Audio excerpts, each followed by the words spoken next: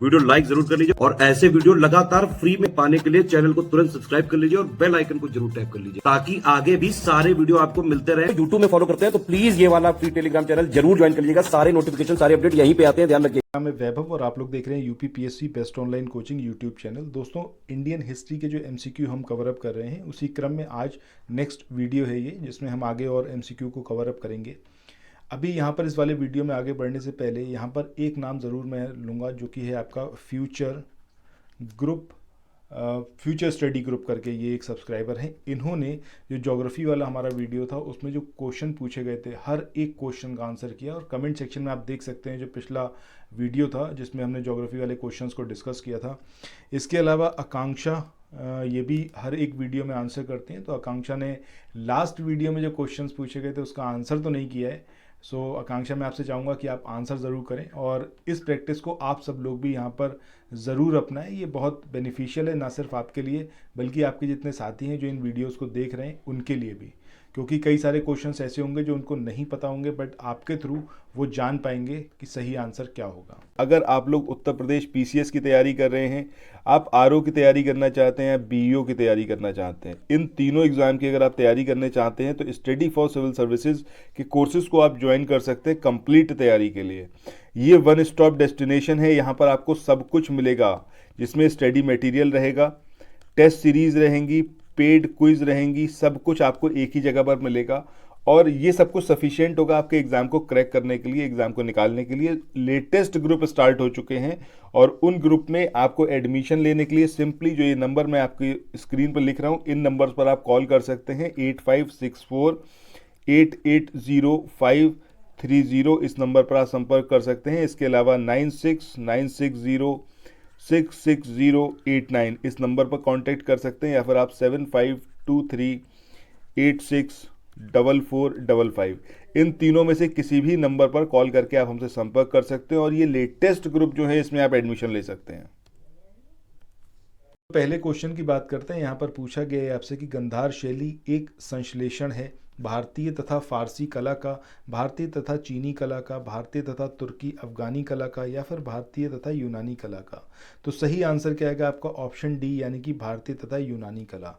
अब अगर गंधार शैली के विषय में और कोई क्वेश्चन पूछा जाएगा तो ये पूछा जा सकता है कि इसका मुख्य विषय क्या रहा था इस शैली का, मतलब इस कला शैली में किसको ज़्यादा चित्रित किया गया, तो वो थे आपके बौद्ध, ठीक है, या फिर बुद्ध थे।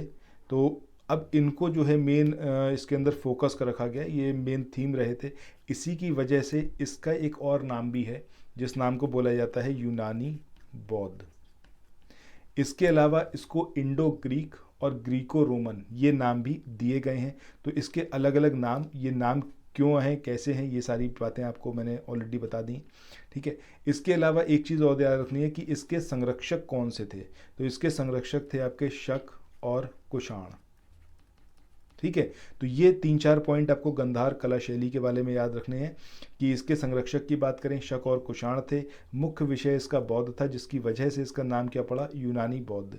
और ये भारतीय और यूनानी कला का सम्मिश्रण है, इसके लिए जो है इसका एक और नाम भी रखा गया, वो कि है आपका इंडो ग्रीक या फिर ग्रीको रोमन, ये भी इसको नाम दिए गए हैं। चलिए अगले क्वेश्चन की तरफ अब चलते हैं। अगले क्वेश्चन में यहाँ पर पूछा गया है कि निम्नलिखित राजवंशों में सबसे पुराना राजवंश ये कौन सा था।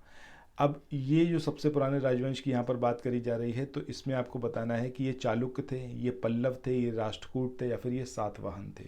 तो सही आंसर हमारा क्या आएगा? ऑप्शन डी, यानी कि सातवाहन। सातवाहन सबसे पुराना राजवंश था और इसकी स्थापना किसने करी थी? सिमुक ने करी थी। इसको हमने लास्ट जो वीडियोस थे उसमें भी कवर अप किया है, वहाँ पर भी इस तरीके से क्वेश्चन पूछे गए थे।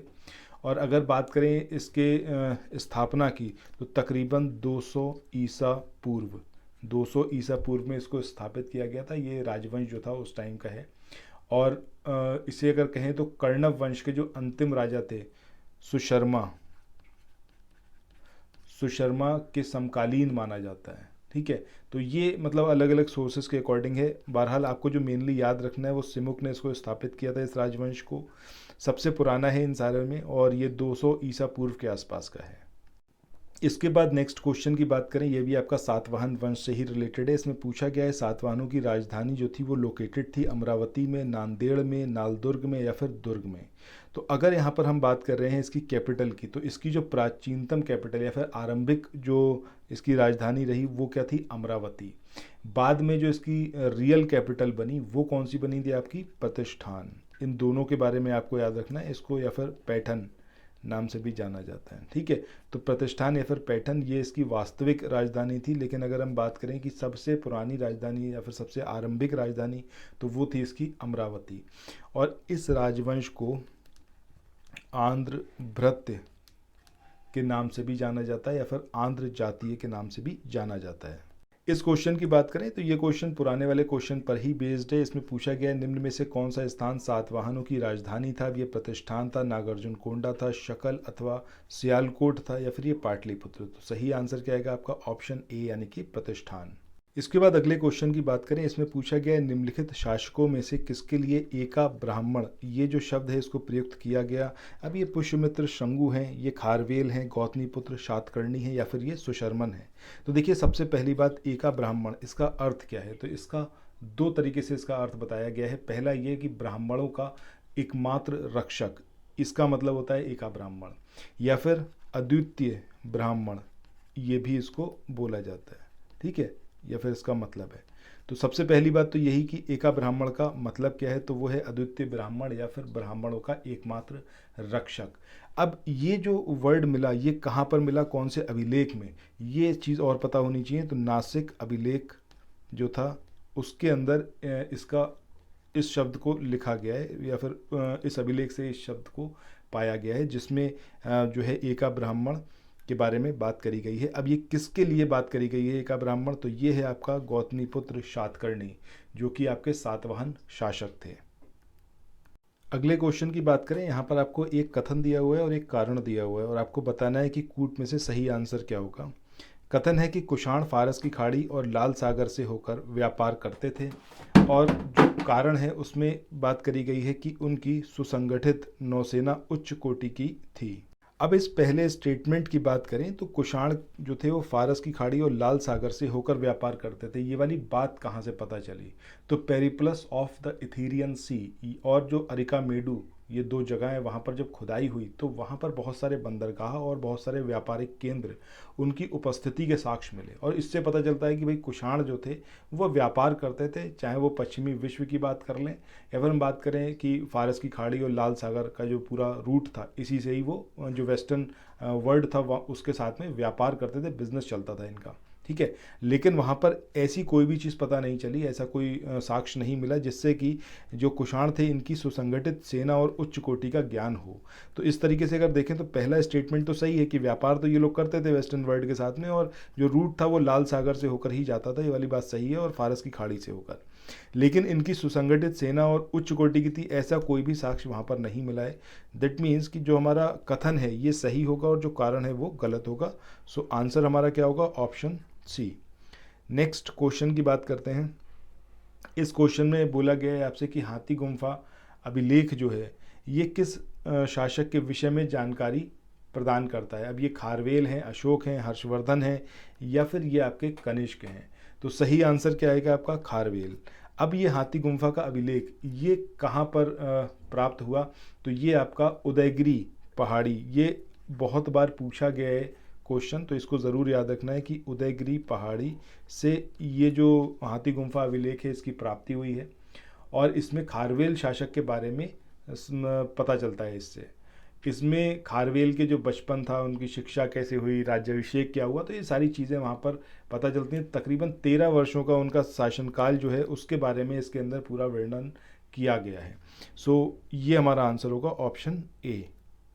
सो अगले क्वेश्चन की बात करें, इसमें पूछा गया निम्नलिखित राज्यों में से कौन जैन धर्म का संरक्षक था। तो आंसर हमारा क्या होगा, खारवेल। पता कहाँ से चलता है, तो अभी हमने बात करी थी हाथी गुम्फा अभिलेख की।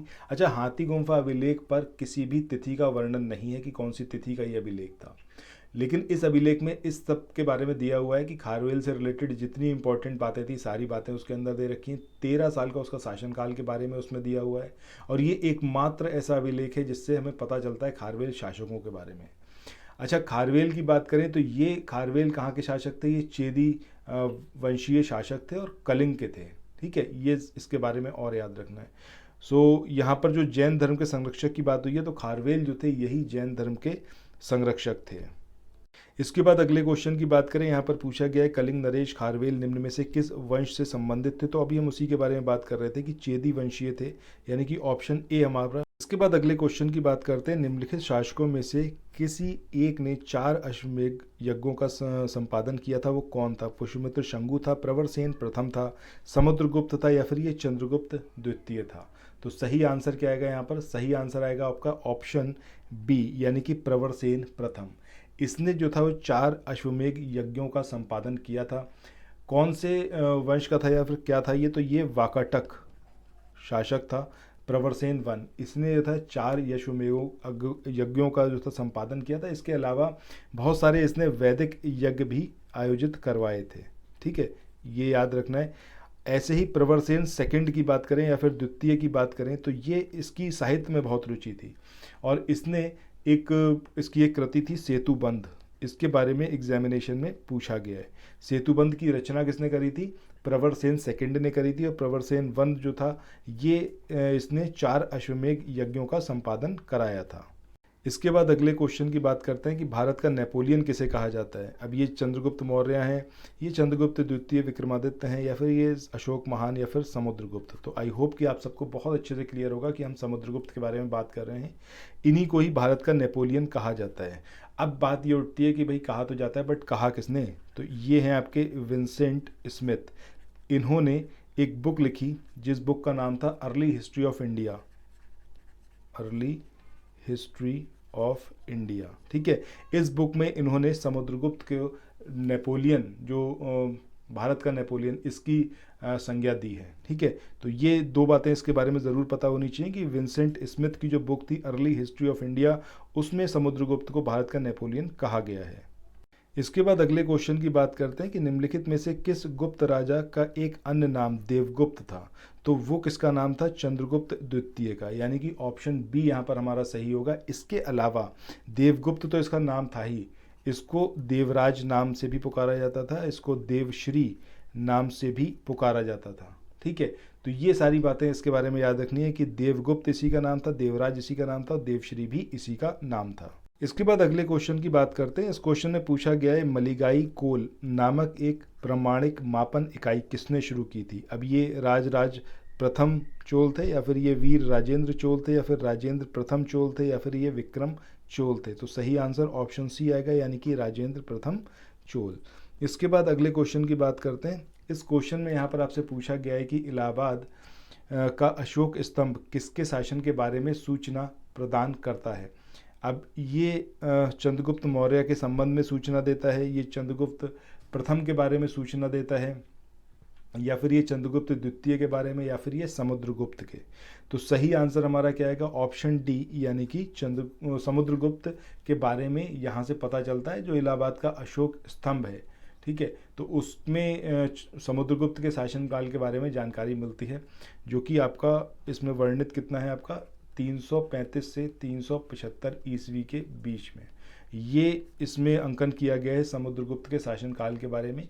और इस स्तंभ पर समुद्रगुप्त के संधि विग्राहिक हरिशेन ने संस्कृत भाषा में, इसका नाम याद रखना है आपको, हरिशेन ने संस्कृत भाषा में, मतलब लैंग्वेज कौन सी यूज़ करी? संस्कृत यूज़ करी, उसमें इसकी प्रशंसा करी है खूब। ठीक है, और इसी को जो है प्रयाग प्रशस्ति कहा गया है। सो सही आंसर क्या आएगा आपका? Option D. इसके बाद अगले क्वेश्चन की बात करते हैं। इस क्वेश्चन में आपसे पूछा गया है कि प्रयाग प्रशस्ति किसके सैन्य अभियान के बारे में जानकारी देता है? तो अभी हमने देखा है ऑप्शन बी, यानी कि Samudragupta will be the correct answer. So इसी के साथ आज के इस वाले सेशन को यहाँ पर एंड करते हैं। आज के पूरे वीडियो में मैंने आपसे एक भी क्वेश्चन नहीं पूछा है, सो यहाँ पर कुछ भी आपको बताने की ज़रूरत नहीं। बट ये वीडियो कैसा लगा ये ज़रूर बताइएगा, शेयर करना मत भूलिएगा। चैनल को सब्सक्राइब नहीं किया है तो सब्सक्राइब ज़रूर करिएगा, और कोई भी सजेशन, कोई भी फीडबैक हो तो कमेंट सेक्शन में अपनी बात ज़रूर रखिएगा। Thank you so much.